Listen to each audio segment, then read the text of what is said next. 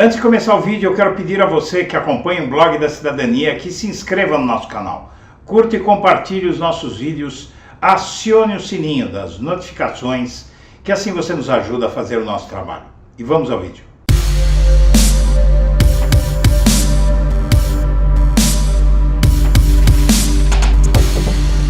Bom dia, senhoras e senhores. Hoje é 20 de novembro de 2022. São 8 horas da manhã. Entraram atirando. Funcionário relata ataque bolsonarista em ato golpista em rodovia. Cerca de 10 homens encapuçados atiraram contra a base e atearam fogo em uma ambulância e um caminhão guincho.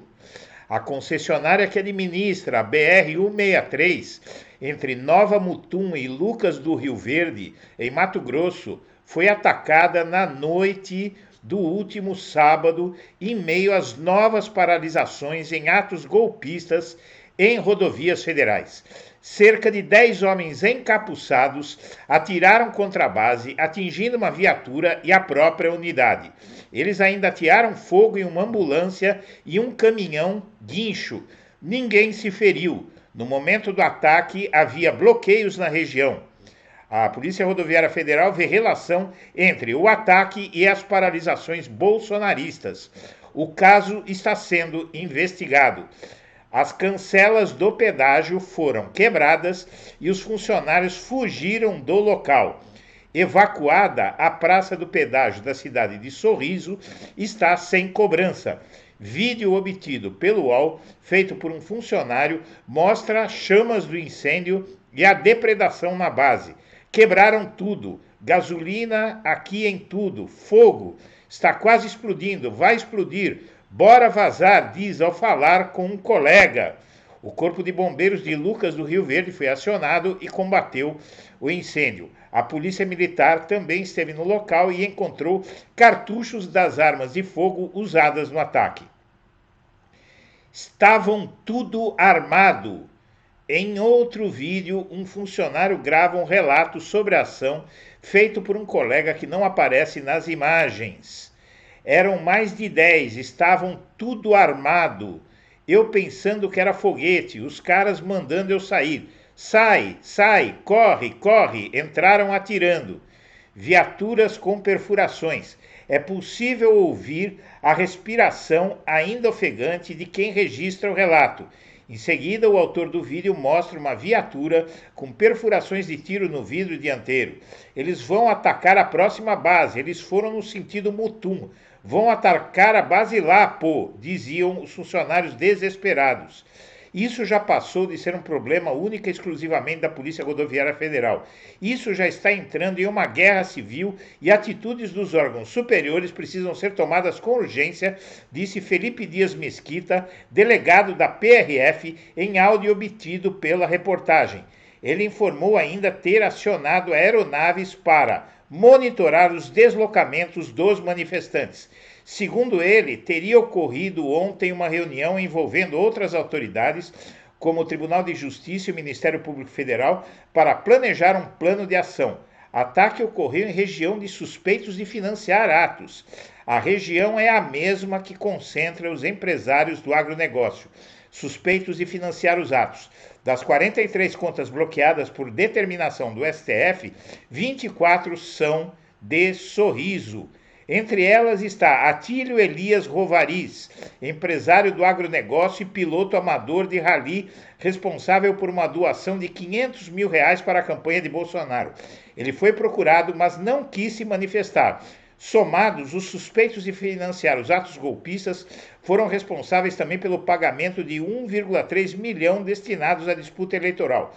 O último balanço feito pela Polícia Rodoviária Federal de ontem registrava 8 bloqueios em estradas federais, 7 deles em Mato Grosso e 1 no Paraná. As cidades que possuem bloqueios: Sorriso, 2 casos em Lucas do Rio Verde, Itaituba, Campo Novo do Parecis, Nova Mutum, Matupá e Água Boa. Os bloqueios ocorreram desde o dia 30 de outubro, quando Lula derrotou o presidente no segundo turno das eleições. Os manifestantes contestam os resultados das urnas e pedem intervenção militar. Ministério Público Federal cogita omissão da PRF em atos golpistas.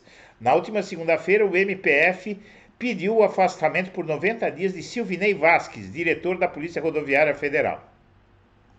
O fato é que o movimento bolsonarista de inconformismo com as eleições não para de crescer e já está se transformando em uma forma de terrorismo no Brasil, e eles estão usando táticas de guerrilha, aparecem, atacam e somem. Enquanto as autoridades continuarem dormindo, isso cresce e vai se alastrar e incendiar esse país. E Aras convoca gabinete de crise para conter o avanço de movimentos golpistas. O Procurador-Geral da República, Augusto Aras, convocou reunião do Gabinete de Crise do Ministério Público Federal para segunda-feira, às 10 horas, para tratar do avanço dos movimentos golpistas pelo Brasil. Monitoramento da instituição mostra que aumentou a quantidade de manifestantes organizadores de atos que questionam o resultado da eleição que deu vitória a Lula. Os movimentos, tanto nas ruas quanto nas redes sociais, também atentam contra instituições democráticas, pedem intervenção militar e apoiam Bolsonaro. Segundo interlocutores de Aras, a presença desses manifestantes está não apenas aumentando, mas também a postura deles tem sido mais enfática. O gabinete de crise foi criado inicialmente para contar atos golpistas nas vésperas do 7 de setembro do ano passado e segue monitorando esses grupos.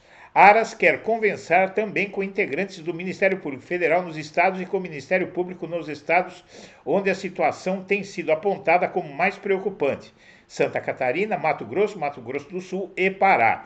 Na reunião de segunda-feira, servirá para mapear a situação nacional nos estados e, a partir do cenário, avaliar uma estratégia para conter esses movimentos. Isso está transformando o Brasil de um país pacífico em um país conflagrado. As autoridades precisam se mexer enquanto é tempo. E a sede do governo de transição de Lula vira o centro do poder em Brasília e ofusca o Planalto.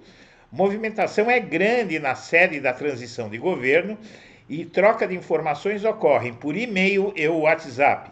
Com o início dos trabalhos da equipe coordenada pelo vice-presidente eleito Geraldo Alckmin, o Centro Cultural Banco do Brasil se tornou o centro do poder em Brasília. Até porque o Bolsonaro não trabalha, então alguém precisa governar o Brasil. E Lula começa antes de assumir. Metade dos parlamentares eleitos que dizem ser negros são brancos. Aí está, meu amigo, a foto de parlamentares que se elegeram dizendo-se negros. Esse aqui, inclusive, é loiro, né? É um absurdo, é um desrespeito, é uma bofetada no rosto da sociedade brasileira. Nas eleições de 2022, o Brasil elegeu 517 parlamentares que se autodeclaram negros, o que representa 32,3% dos deputados federais, estaduais e senadores que assumirão mandatos em 2023. Nem todos esses políticos, porém, podem ser considerados negros aos olhos da sociedade. A pedido do portal Universo Online, uma banca de heteroidentificação racial, método usado para evitar fraudes nas cotas raciais, apontou que só 263 desses eleitos são negros de verdade. Imagine, de 517, cerca de metade apenas são negros realmente. E a como da posição do governo Bolsonaro, no caso Alan dos Santos, o fato é que a extradição do blogueiro bolsonarista foragido nos Estados Unidos não avança porque o governo Bolsonaro não se esforça. Com a posse de Lula, esse sujeito vai acabar aqui no Brasil vendo o sol nascer quadrado.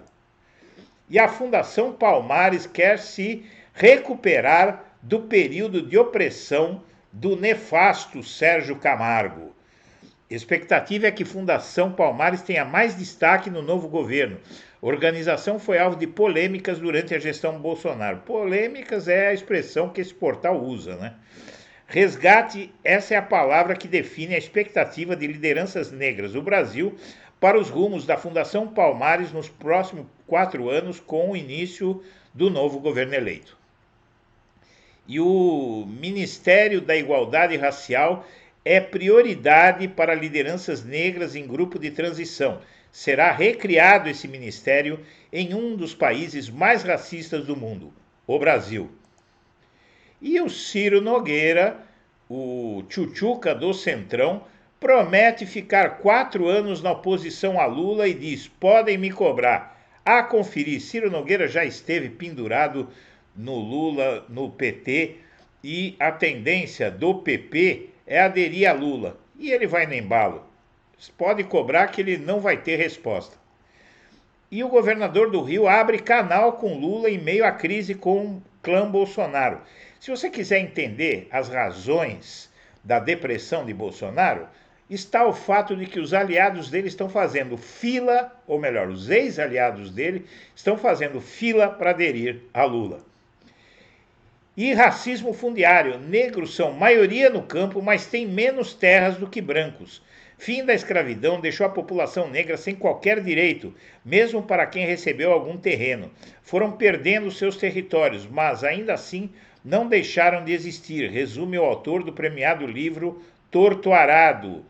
E o Brasil, por incrível que pareça, talvez até o país mais miscigenado do mundo, é também um dos países mais racistas do mundo, apesar de ter a maior população negra fora da África. O Brasil é muito mais negro que a própria África.